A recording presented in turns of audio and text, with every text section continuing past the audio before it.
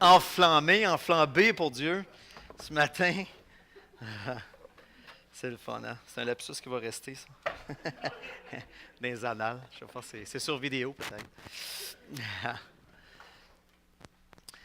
Alors, ce matin, on est dans une suite. Pour ceux qui c'est peut-être la première fois qu'ils venaient ici, on est dans une suite, une série de messages et sur laquelle on a intitulé Disciples sous le projecteur de Jésus. Et dans cette suite-là, en fait, on essaie de voir, de comprendre que Dieu est l'écrivain de son histoire et qu'il invite l'homme à sa suite, à le suivre et accomplir son histoire, à faire partie de l'histoire de Dieu. Et ce matin, dans le volet qu'on va regarder, ça sera le disciple intégré dans la communauté de son histoire. Le disciple intégré dans la communauté de l'histoire. Que le disciple, Dieu accomplit son histoire, mais à travers, oui, on a parlé beaucoup de toi personnellement, mais Dieu a une pensée beaucoup plus collective, beaucoup plus communautaire, dans laquelle il veut accomplir son histoire, mais aussi avec une communauté. La semaine passée, on a vu d'adorateurs, des disciples qui adorent Jésus, qui le suivent, et c'est comme ça que Dieu accomplit son histoire. Si je te demandais ce matin, pour toi, qu'est-ce qui te fait le plus vibrer, et pour les plus jeunes, triper, qu'est-ce qui te fait le plus vibrer dans la vie communautaire de Jésus?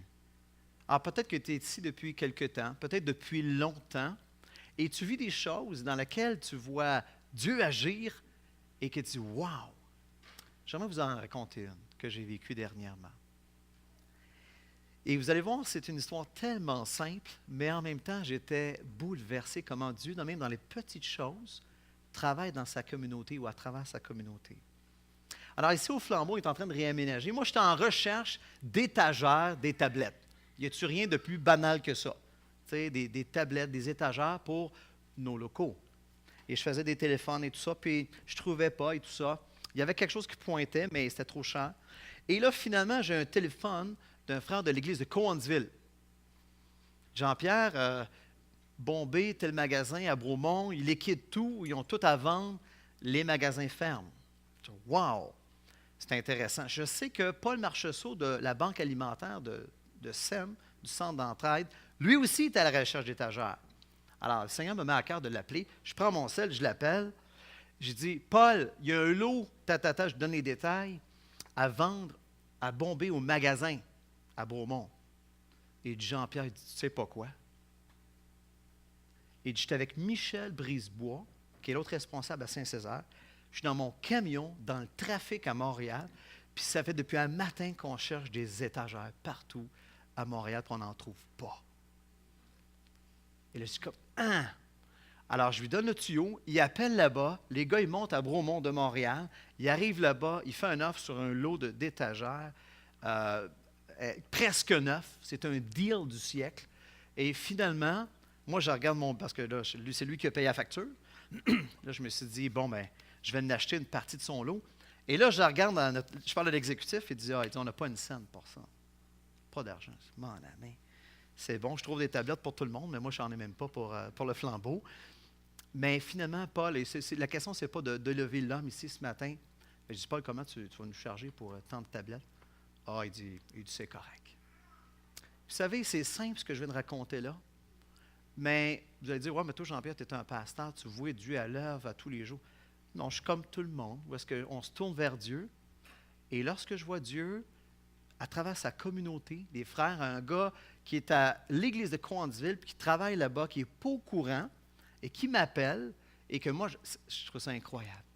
Dieu, pour accomplir son histoire, le fait à travers sa communauté. Et il le fait à travers même nos cafouillis. Moi, c'est ce qui m'épate le plus du Seigneur, c'est que Dieu accomplit son histoire même à travers une communauté souvent tout croche. Et Dieu se plaît à le faire comme ça. Des fois, sentez-vous tout croche? Sentez-vous que je ne suis pas utilisable par Dieu? Mon église maison n'est pas utilisable par Dieu. Notre Église, voyons comment Dieu peut utiliser notre Église pour sa gloire. Et on peut se poser ces questions-là. Mais Jésus a une opinion différente sur cela. Pour ma part, dans ma vie personnelle, la joie, le bonheur d'être dans une communauté et d'accomplir le plan de Dieu, de travailler pour lui, d'être ensemble, de s'affectionner, de vivre la communion, de partager, c'est une de mes plus grandes joies. J'aime être dans le corps de Christ et de servir Dieu, de vivre quelque chose et de voir Dieu agir, de voir sa gloire. Mais dans l'Évangile, on voit à quel point, lui, Jésus recherchait cela, voulait créer cela dans son peuple. Quelque chose de vrai, quelque chose de profond avec ses 12 disciples, tout en accomplissant l'histoire du Père. C'est ce que Jésus a vécu sur terre. Et ce matin, je vais vous inviter dans Luc chapitre 22, si vous voulez tourner, Luc chapitre 22, et j'aimerais qu'on regarde comment Jésus a fait ça. Comment Jésus travaillait à développer une vie communautaire, une communauté profonde, authentique, tout en accomplissant l'histoire du Père. Juste avant de lire le texte, je vous donne un peu le contexte, quelques secondes. Alors ici, c'est la fête de la Pâque, c'est le dernier repas. Le dernier repas dans la chambre haute. Et au chapitre 22 et au verset 8, ici, Jésus, il dit à Pierre et Jean, « Hey les gars, allez nous préparer la Pâque afin que nous la mangions. Les gars, allez-y, préparez la Pâque. » Et les gars, ils partent, vous connaissez l'histoire, et finalement, ils trouvent exactement comme Jésus a dit. Et ce qui m'a frappé, c'est le verset 15. Et Jésus est avec ses gars, et je l'imagine, il est là dans la chambre haute, c'est le dernier repas. Et il dit, les gars, j'ai désiré vivement manger cette Pâque avec vous avant de souffrir. Les gars, j'attendais ce moment-là. Les gars, je suis tellement content qu'on soit ensemble autour de ce repas-là. J'aimerais ce matin qu'on réalise comment Jésus recherchait activement à vivre, à créer cet esprit communautaire. C'est ce que Jésus recherchait. Avec ses 12, mais pas juste lui avec ses 12, mais entre ses 12. Jésus a travaillé tout le long de son ministère à créer cette chimie-là. Et ça, jusqu'à la fin. Jusque même au dernier repas, Jésus travaille à cela. Pour faire une troupe de théâtre qui va transformer par la suite le monde. Qui va raconter son histoire, qui va vivre son histoire. Et on va se concentrer ce matin sur le verset 31. Alors, Luc 12, 31, on va lire ensemble. Pardon, 22, excusez-moi. C'est le matin des lapsus ce matin. Alors, 22, verset 31. Le Seigneur dit, « Simon, Simon, Satan vous a réclamé pour vous cribler comme le froment. Mais j'ai prié pour toi afin que ta foi ne défaille point. Et toi, quand tu seras revenu, affermis tes frères. » Seigneur, lui dit Pierre, « Je suis prêt à aller avec toi et aller en prison, aller même jusqu'à la mort. » Et Jésus dit, « Pierre, je te le dis, le coq ne chantera pas aujourd'hui que tu n'aies nié 3 fois de me connaître. » Un texte classique, un texte que vous connaissez, mais ce matin, on va l'approfondir. On va essayer de comprendre tout ce que ça veut dire, pourquoi Jésus a dit ceci et quel impact que ça a pour nous aujourd'hui. Vous savez, aujourd'hui, et je l'ai peut-être déjà dit, la nouvelle génération, je pense que chacun de nous, chacun de vous, on est tous en recherche, en quête, de vivre dans un contexte où est-ce qu'on a des relations profondes, des relations authentiques, une relation, un groupe dans lequel on peut être vrai et dans lequel on ne se sent pas jugé. Ce genre de groupe-là, cette quête-là, elle est recherchée par la majorité des gens. Et la nouvelle génération, particulièrement, c'est la valeur. Les jeunes aujourd'hui recherchent un endroit où ils vont pouvoir être vrais. Où ils vont pouvoir parler des vrais. Parlez-moi des vraies choses. C'est ce que la nouvelle génération crie. Parlez-moi pas des choses superficielles. On peut-tu être vrai? On peut dire les vraies choses. Et cette culture-là, cette dynamique-là, c'est ce que Jésus cherche à créer. C'est ce que Jésus travaille. Mais on pouvait penser que nos 12 gars, les 12 disciples, ils vivaient une vraie communion authentique, profonde et solide ensemble. Mais on va voir ce matin que ce n'était pas le cas. Et ce n'était pas nécessairement le cas Jésus avec ses 12. Imaginez-vous, même après 3 ans et demi, il n'était même pas encore rendu là. Il y avait quelque chose il y avait un blocage. Et on voit comment Jésus réagit avec ça. Le contexte. Judas, moi je l'appelle le livreur. C'est un livreur, Judas. Et ici, il va s'entendre avec les chefs religieux sur la manière de leur livrer Jésus et il cherche l'occasion rêvée. Alors, il y a ça qui est en arrière-fond. Alors, Jésus, il travaille à former cette communauté-là profonde et authentique. Mais Judas, lui, est un traître et est en train de le livrer. Pendant le repas, il quitte la chambre haute, il va préparer sa livraison, il va préparer son colis. Et il part. Pendant ce temps-là, le souper continue, il en reste 11. Là, tu te dis, ben non, c'est pas mieux. C'est pas mieux. Les ambitions secrètes des disciples se révèlent. Les vraies choses ressortent. Et la question, juste, imagine, on est en train de souper, là. Et qu'est-ce qui ressort? La question, c'est qui est le plus grand? Et oh boy, on est loin d'une équipe, on est loin d'une communauté qui est profonde et authentique. Imaginez ce que Jésus devait vivre à ce moment-là. Tu as tes boys, tu as tes gars, ça fait 3 ans et demi, tu es avec eux, et là, ça sort. Quelques heures avant d'être livré. Ces choses-là ressortent. J'imaginais un peu comme, imaginez un mourant, puis on a toute la famille qui est là, et la famille est en train de jaser, de chicaner en fait, pour l'héritage devant le mourant. Lui est là, tu es en train de mourir, puis il reste quelques temps, et on chicane devant lui pour l'héritage. J'avais déjà entendu parler de ça? J'ai déjà entendu ça. Moi, je me suis dit, aïe, aïe, c'est l'horreur. Jésus a vécu ça. Il y a ces gars-là, puis ça chicane, qui est le plus grand autour de lui. Puis lui, il est là avec eux autres, les gars, je suis tellement content. Puis il reste quelques heures avant d'aller à la croix, où est-ce qu'il va souffrir pour l'humanité. Tout pour à croire que, probablement, Pierre, c'était le pire de la gang. Et on va le voir. Pierre, c'est probablement le gars qui avait le plus de difficultés sur cet aspect-là, parce qu'il avait un esprit de compétition. Pierre, c'est un compétiteur. Et Pierre, il est là, et on va voir à travers le texte, clairement, qu'il y a une difficulté. L'esprit de compétition. Comment ça se manifeste dans sa vie?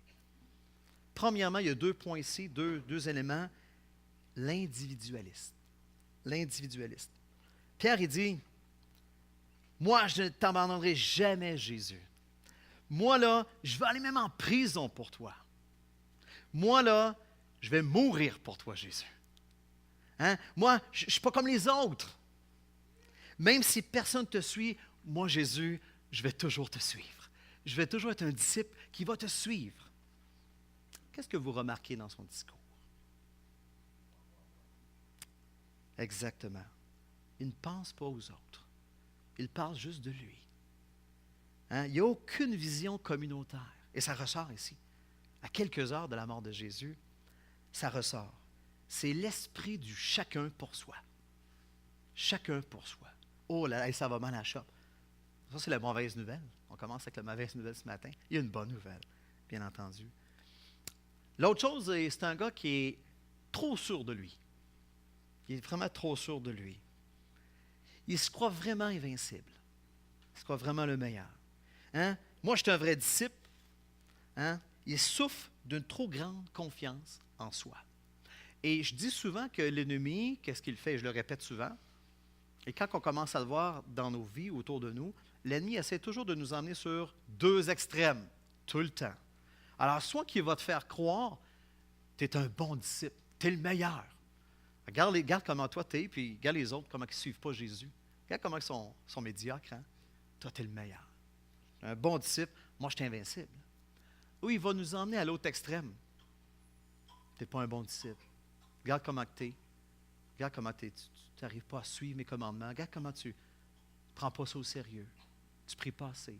L'ennemi va toujours tenter de vous emmener dans les 2 extrêmes, constamment. Et des fois, on arrive à croire que, justement, on est un bon disciple de Jésus, et on oublie l'attitude fondamentale, le cœur du publicain. Vous vous rappelez cette parabole lorsque Jésus parle du publicain et du pharisien? Vous vous rappelez? Le publicain qui n'ose même pas lever les yeux vers le ciel. Oh Dieu, sois pesé. Et cette attitude-là de révérence et de reconnaissance envers Dieu, puis à cause de ce qu'il a fait, à cause de la grâce de Dieu. Puis le pharisien, lui, il regarde l'extérieur constamment. Ah Dieu, regarde comment je suis. Regarde comment je ne suis pas comme lui. Je ne fais pas ces choses-là. Puis regarde ce que je fais. Regarde si je suis un bon disciple. Je fais vraiment des bonnes choses. Et c'est l'attitude du pharisien qui, des fois, peut même s'emparer de nous. Donc Jésus ici, au départ, ça commencerait dès matin, il voit le sérieux. Il voit le sérieux de nos problèmes, il voit le sérieux de nos péchés. Et lui, il le voit. Il voit nos ambitions secrètes, il voit notre arrogance, il voit notre esprit de compétition, d'individualisme. Mais heureusement, Jésus n'arrête pas là. Jésus ne sort pas le bat de baseball, varger dans le dash. Pas du tout. Et c'est ça qui est encourageant. Ça ne l'empêche pas du tout de désirer vivre quelque chose de vrai et de profond avec ses disciples. Et ça m'épate. C'est une gang de gars qui chicanent ensemble. C'est un gars qui part pour le livrer, mais Jésus, lui, continue. « Hey les gars, je suis content d'être avec vous. » Et il recherche et il continue cette relation-là vraie et profonde avec eux. Et c'est ce qu'il te dit ce matin, peu importe ce que tu vis, il va toujours vouloir te dire ça, Jésus. Je désire tellement manger cette Pâque avec toi. Je désire tellement vivre ce moment-là avec toi. Peu importe ce que tu vis, ce que tu fais et ce que tu es en Jésus-Christ. Je désire vivre quelque chose d'intense avec toi. Dans les bons et dans les mauvais jours, Dieu demeure toujours le même. Dieu ne change pas. Qu'est-ce qui fait que Jésus peut agir ainsi envers des pécheurs comme nous? Qu'est-ce qui fait que, comment ça que Jésus peut agir comme ça, oui, aussi gracieux? Et on va voir ensemble. Au verset 31 qu'on a lu tout à l'heure. Jésus ici, qu'est-ce qu'il fait? Il dit, OK les gars, je vais vous dire quelque chose. Je vais vous révéler quelque chose que vous ne savez pas. Moi, je vois d'un angle complètement différent de vous. Moi, je vois dans les coulisses. Je vois dans la scène et je sais tout ce qui se passe. Et j'aimerais vous dire qu'est-ce qui est en train d'arriver. J'aimerais vous dire qu'est-ce qui se passe. Et nous, on ne connaît pas ces choses-là. Dieu révèle, il se révèle il y a un regard spécial sur la situation. Vous avez déjà eu cette... je n'ai pas vu ça fait des années. Il y avait à l'époque un dessin, vous vous rappelez? On ne voyait rien. Je ne sais pas c'était quoi le nom de ça. Puis on approchait ça, là. Puis il fallait faire un espèce de focus. Comment ça s'appelait ce dessin-là? Et tout d'un coup, whoop, il y a une image qui apparaissait. Vous avez déjà fait ça? Alors, c'était très populaire les années passées. Aujourd'hui, c'est des bannettes, là. C'est une autre affaire. Nous autres, dans notre temps, on tripait avec des dessins comme ça. C'était le fun. Aujourd'hui, c'est autre chose. Les jeux ont changé depuis ce temps-là. Mais c'est un peu ça. Jésus, lui, est capable de se reculer, puis il y a un focus, il y a un angle différent de nous. Et il voit, il l'explique, il le révèle, il lève le rideau, puis il explique ici comment Satan réclame constamment le droit de les cribler. Les gars, il y a quelque chose que vous devez savoir. Vous êtes sous les attaques du diable, les gars. Il leur révèle ça. Jésus permet à Satan, pour ceux qui ne savent pas, Satan est un être, est un ange déchu, qui a vraiment quitté la gloire, qui s'est rebellé contre Dieu, et qui, en ce moment, a une liberté délimitée par Dieu, et dans laquelle Satan peut venir attaquer les hommes sur la terre de différentes manières. Il est limité. Il ne peut pas agir sur son libre arbitre, mais il est constamment sous l'autorité de Dieu. Il n'agit pas selon sa propre volonté, son propre chef. Mais parfois, il vient, ce qu'il fait, c'est qu'il vient auprès de Dieu et il dit, donne-moi le droit d'aller l'attaquer, donne-moi le droit de faire ceci, de faire cela. Des fois, Jésus dit oui, des fois, Jésus dit non. Jésus demeure souverain. Et l'ennemi vient frapper, ici, les 12 disciples. L'expression qui est utilisée vient cribler. Un crible, c'est juste un tamis, finalement, dans lequel on mettait le blé, puis il y avait de la paille. puis on shakeait. On secouait et on séparait la paille du blé. Alors Jésus est en train de dire, les gars, j'ai vu Satan, vous êtes dans le crible, les gars. Il vous secoue et il vous shake littéralement. Il veut vous ébranler. Comment? Par la tentation, les accusations, le blâme, la souffrance même physique. Satan peut même faire ça. Et le but de ça, renverser la foi des disciples. Renverser la foi des disciples. Les faire tomber en disgrâce. Hein? Il veut même emmener à l'apostasie, d'abdiquer, dire « je renonce, je refuse hein? ». C'est comme, littéralement, Satan il veut faire ça avec ta foi. Cha! Il veut renverser la foi des disciples. Donc, Satan ici veut obtenir le droit de cribler des disciples de Jésus. Tous ceux qui s'engagent à suivre Jésus-Christ sont soumis aux secousses sismiques de Satan. Et c'est ce que le texte ici révèle, c'est ce que Jésus révèle. Alors, Satan peut frapper de ses... Hulk, vous vous rappelez de lui, le bonhomme vert, et peut envoyer une secousse et faire shaker la cabane, la foi de nos vies. Ici, tout porte à croire que les disciples ici, le diable il vient pour les secouer collectivement. Il cuisine dans le bouillon de l'arrogance, le bouillon de l'orgueil, de l'esprit de compétition, l'idole du pouvoir. Satan vient les cuisiner comme ça pour séparer ce groupe-là, pour faire exploser le groupe. Cette communauté-là que Jésus lui-même a formée. Et c'est ce qui se passe. Et Jésus vient leur révéler qu'est-ce qui se trame. Et Jésus, il n'est pas insensible à ça. Jésus, il sait à quel point les disciples sont secoués, à quel point ils sont shakés dans la barque. Il voit la source de nos problèmes. Il voit plus loin que nos paroles. Il voit plus que des fois nos stupidités, nos parures extérieures. Il voit les spaghettis de nos cœurs. Jésus voit tout ça. Ce matin, à ce point-ci, ce que je veux souligner, c'est que Jésus voit ce que tu vis. Il voit tout de ta vie. Il connaît tout ce qui se passe. Mais est-ce que Jésus demeure insensible? Est-ce que Jésus est juste là pour dire, bon, ben, il voit tout, il regarde ça, bon, ben, pauvre gars, tu sais, pauvre fille? Non. Jésus ne demeure pas inactif. Il ne demeure pas impassible. Et le cœur du message ce matin, c'est vraiment le verset 32, dans lequel j'aimerais m'attarder avec vous.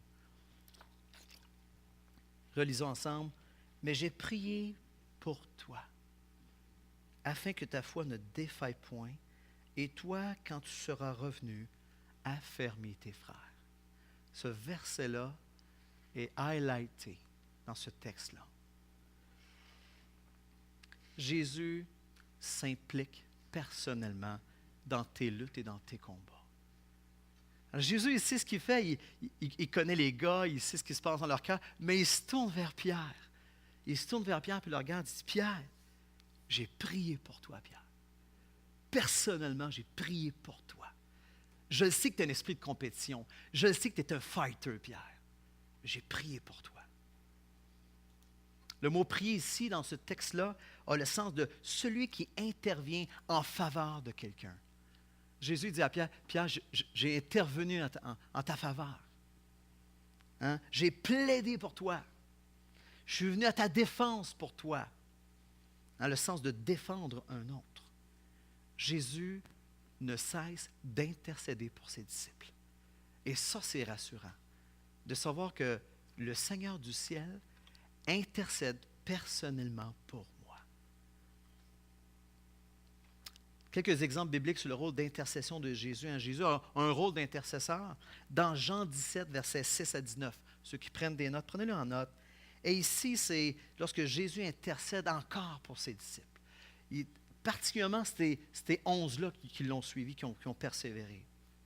Et il dit l'expression, en parlant au Père, « ceux que tu m'as donnés ». Et il prie pour ceux que tu m'as donnés au Père. Il prie pour eux. Luc 23, verset 34. À la croix, encore une fois, Jésus intercède et il dit, « Père, pardonne-leur, car ne savent ce qu'ils font. » Jésus intercède encore. 1 Jean 2, 1. Hein? Il dit que Jésus est un défenseur devant le Père. Jésus le juste et le défenseur. Alors Jésus a ce rôle-là, il n'est pas indifférent à ce que tu vis et il prie pour toi. Moi, ça me jette à terre. Jésus prie personnellement pour moi. Il me voit, il me connaît et il prie pour moi. Il sait ce que je vis. Il sait ce qui se passe autour de moi. Et il n'est pas insensible. Quand il a vu Pierre, savez-vous à quoi il pensait? Il savait qu'elle allait chuter. Et c'est ce qu'il lui dit. Il dit, j'ai prié pour toi, Pierre, parce que je sais que tu vas chuter. Mon gars, tu vas tomber de haut. Tu te penses là, puis que tu es arrivé, là. Bientôt, c'est la chute, mon homme. Tu vas tomber, puis ça va faire mal. Tu vas te cogner le nez. Avez-vous déjà vu quelqu'un de tomber de très haut? Bang! Une chute vertigineuse dans sa marche avec Christ? Oui. On en voit, on en a vu, on est autour de nous. Nous-mêmes, on a vécu des chutes comme ça. Et c'est là que Jésus dit, Pierre, j'ai prié pour toi. Tu sais pourquoi? Cette nuit même, tu vas tomber de haut. Tu vas tomber de haut. Tu vas me renier 3 fois. Pierre, je suis à côté de toi et je prie pour toi. Quand j'étais petit, j'ai tombé, je reculais avec un feu, on faisait la toiture, puis j'avais déjà tombé de haut, physiquement. J'ai vu mon frère tomber d'un arbre assez haut. Je pensais qu'il... Moi, je reculais avec une corde au toit, puis là, je pensais qu'il restait... Puis, tombé par en arrière. J'ai tombé de haut. Il y avait une petite chaudière de métal, ça m'a sauvé la vie. Je pense que je serais mort aujourd'hui. C'était un bloc de béton. Alors, je cassais une jambe, c'était quand même pas si pire. Mais Jésus savait que ça serait difficile pour Pierre de se remettre de cette chute-là. Hey, renier Jésus. Il savait. Se relever de la honte, de la culpabilité, des remords, d'une trahison comme ça. Lui aussi l'a trahi. Et Jésus savait. Je vais prier pour toi, j'ai prié pour toi. Pendant que nous cessons de prier pour ceux qui tombent de haut, Jésus lui aussi prie, il prie pour eux. Nous, on prie pour eux et eux prient. Jésus prie aussi intensément pour eux. Jésus s'implique dans tes luttes et prie pour ta foi. Est-ce que tu savais ça? Pour la repentance, pour ton retour, pour ta santé spirituelle. Et ce qui est intéressant, ce qu'il dit par la suite, et quand tu seras revenu, Jésus, quand il prie pas comme nous. J'explique. Attention. Jésus prie en voyant la restauration. Jésus prie en voyant la repentance. Jésus prie en voyant le retour. Pierre, quand tu vas avoir fait demi-tour, littéralement, quand tu seras revenu, tu seras repenti, maintenant ferme tes frères. On peut prier, nous aussi, dans une perspective dans laquelle on voit un retour. On voit un retour à Dieu et ça change nos prières. Seigneur, je te prie, mais en croyant puis en voyant que Jésus va ramener, va restaurer. Pourquoi c'est si important de prier dans la communauté? Pourquoi c'est si important d'intercéder pour les autres? Pour une raison. Parce que Satan n'arrête pas de demander le droit de nous secouer. Lorsque tu réalises ça, que Satan ne lâchera jamais, lui. Il va toujours réclamer le droit de te shaker. Tout le temps, tout le temps. Et ici, Jésus dit, moi je prie. C'est pour ça qu'on prie. Parce que Satan, lui, il n'arrêtera jamais de réclamer le droit de nous shaker. Parce que nous sommes tous soumis au même degré, aux mêmes épreuves, aux mêmes secousses du diable. Tous, nous avons de prier l'un pour l'autre. Quelqu'un dit un jour dans un message, et ça m'avait tellement frappé, si toi tu ne pries pas pour tes enfants, qui va prier pour eux?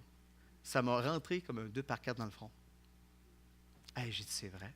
Si personne ne prie pour mes enfants, qui va prier pour eux? Jésus dit, moi j'ai prié pour toi afin que ta foi ne défaille point. Et toi, quand tu seras revenu, affermis tes frères. Donc Jésus s'est impliqué dans le combat de Pierre. Il n'a pas été indifférent. Mais pourquoi tant d'énergie déployée? C'est quoi le but ultime de tout ça? Qu'est-ce que Jésus va en arriver? Est-ce que c'est juste le focus sur Pierre ou il y a plus que ça? Alors Jésus lui dit ça, j'ai prié pour toi. Quand tu seras revenu, affermis tes frères. Maintenant, affermis tes frères. Au verset 32c, affermis tes frères. Fortifie-les. Rends-les plus forts. Pierre, occupe-toi. Jésus ici exhorte Pierre à avoir un esprit communautaire ici, et non compétitif. Pierre, tu sais, quand tu vas t'être repenti de ton esprit de compétition, d'être le meilleur, là, ben là, tu vas commencer à avoir un esprit communautaire, à prendre soin des autres, à aimer les autres, hein, de développer l'esprit communautaire dans ma communauté. Alors, Jésus va établir sa communauté, l'Église de Christ. Pierre, fais ça, s'il te plaît. Je te donne ce mandat-là. Est-ce qu'il y en a qui connaissent le phénomène des teeny house? Ça vous dit quelque chose, ça? C'est un nouveau concept, et ça s'en vient ici. Je pense qu'il y a des projets dans la région. Alors, la nouvelle génération, et j'en parle parce que je trouve ça vraiment intéressant. J'ai dit au début que la nouvelle génération, eux, à la différence d'autres générations, ne veulent plus des headsets de 20 pieds, un à tailler et à entretenir. Ils ne veulent rien savoir de ça. Alors, eux autres, il y a un concept qui commence à se développer, c'est qu'on a un petit terrain, une petite maison de rien. OK? Et au milieu d'un quartier, alors les maisons sont toutes ensemble, et au milieu, il y a un jardin. Il y a le parc, et tout le monde vit en communauté. En fait, tu as ta maison, mais on partage le jardin, on partage... alors, il y a des systèmes solaires, d'autonomie. La nouvelle génération, c'est écolo, écono, grano, végétaux. Non, je ne sais plus. Je ne sais plus les termes, mais c'est un mouvement fort de la nouvelle génération. Là, on parle dans vingtaine. Alors, cette idée-là de communauté, chacun sa petite maison, écono, et de vivre ensemble, c'est drôle, hein? Dieu n'est pas là. C'est pas que Dieu est dans le portrait, mais il y a ce désir-là de la nouvelle génération de dire « Hey, on peut-tu vivre en communauté, s'entraider ensemble? » Il y a ça qui est en train d'émerger. Et je connais certaines familles qui disent « Oh, j'aimerais ça, j'aimerais ça. » On pourrait faire ça, puis s'entraider, puis ensemble. Il y a cette vision-là, cet esprit communautaire-là qui revient dans la... Ce n'est pas du communisme. Hein, il y a la communauté chrétienne, puis il y a le communisme. Le communisme, en passant une parenthèse, alors c'était un rêve de vivre la communauté. C'était ça le rêve, mais sans Dieu. Sans Dieu. On sort Dieu de l'équation, mais l'idée était bonne, mais sans Dieu. Et la communauté de Jésus-Christ, c'est avec Dieu. De vivre ensemble cette espèce de ténéance-là dans laquelle on cultive, on sème, on s'entretient. Dieu a une vision communautaire très forte dans les Écritures. Et j'aimerais juste vous donner un exemple ou deux. Ce que Jésus a dit, vous vous rappelez la métaphore, Jésus dit à ses disciples, « Suivez-moi et je vous ferai pêcheurs d'hommes. » Est-ce que Jésus avait en tête, ou les disciples plutôt, est-ce qu'il avait en tête, OK, ben chacun arrive avec sa canne à pêche, son moulinet, puis on s'en va à la pêche? Non. C'était quoi qui était l'image? Tout le monde, on prend, on les barque, les filets. OK, go, vous êtes prêts? Go! L'esprit communautaire, la pêche était collective. On pêche ensemble. Lorsque Jésus donne l'image de la vigne dans Jean 15, hein, souvent on voit le concept, c'est que le cep greffé à Jésus le serment. Dieu, le vigneron, vient et qu'est-ce qu'il fait? Il taille, il coupe. Mais l'image ici, c'est une vigne. C'est l'idée communautaire. C'est une vigne qui porte du fruit pour la gloire de Dieu. Alors pourquoi Jésus a fait tant d'efforts avec Pierre? C'était pour accomplir l'histoire de Dieu. L'esprit communautaire de chaque disciple fait une grande différence dans le plan de Dieu. Et c'est ce qu'il désire. Hein, le filet, la vigne, l'esprit du publicain. C'est ce que Jésus a constamment partagé. Et j'aimerais vous laisser avec une histoire touchante. L'histoire d'un petit garçon et de sa sœur, Lisa.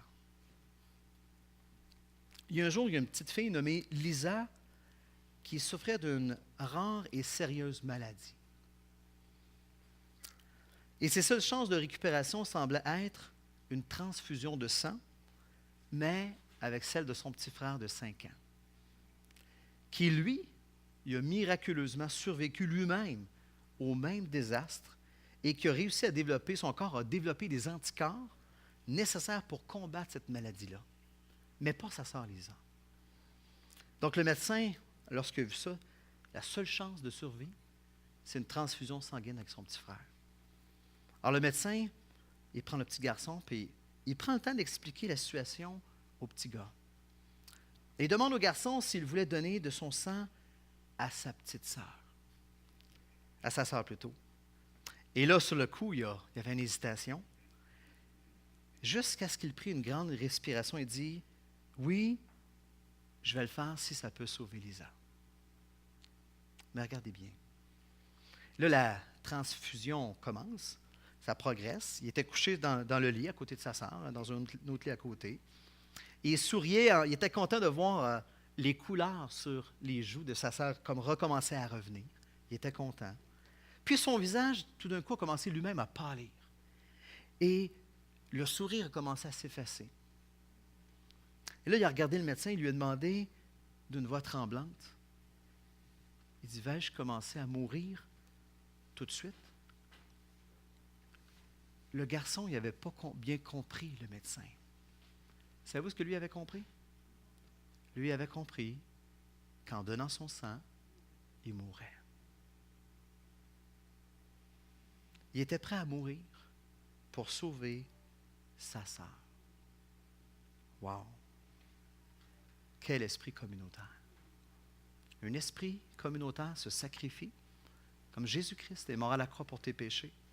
De même, l'esprit communautaire que Jésus veut développer parmi ses disciples, aujourd'hui encore, est pour bénir, pour guérir, pour sauver. J'aimerais ce matin t'encourager. Le défi que j'aimerais te lancer, persévère. Persévère dans l'effort de vivre l'esprit communautaire. Tu travailles à la banque alimentaire, dans ton église maison, dans un autre groupe. Persévère à développer l'esprit communautaire par l'Évangile. Parce que Christ a fait pour toi. Et on va voir, comme résultat, on va voir des gens guéris comme Lisa. On va en voir des Lisa. Hein? Il va en avoir des étagères dans tous les locaux. Il va en avoir pour nos ministères, dans tes relations. Dieu va garnir ta vie, va garnir ton couple. Hier soir, j'ai eu un téléphone et je ne donne pas tous les détails, mais j'ai vu une repentance live de quelqu'un qui m'a appelé et qui lutte depuis des mois. Et pow! J'étais impressionné. Il a tout compris. Il dit, Jean-Pierre, j'ai compris. Je lui ai demandé pardon. J'étais tellement ému au téléphone, et ça a fini tard hier soir, mais j'étais encouragé. Le Seigneur Jésus, une communauté, communautaire, avec un esprit communautaire, comme Pierre qui a été transformé et qui ensuite a été une grande bénédiction pour l'Église de Christ. On va terminer par un chant qui est un chant qui pourrait nous encourager et qui nous rappelle comment Jésus, lui, est fidèle et veut nous conduire.